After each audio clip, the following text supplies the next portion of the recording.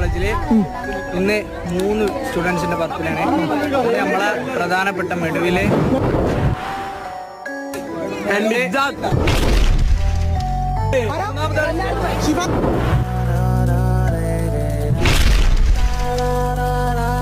ആശിം അപ്പുറത്ത് കേൾക്കൊണ്ട് സർപ്രൈസ് ആയിട്ട് കിട്ടും.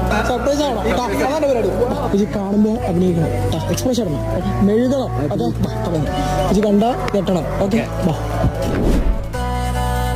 ഗസ്റ്റ് ഉണ്ട് നമ്മളെ സീനിയേഴ്സ്. ഓക്കെ.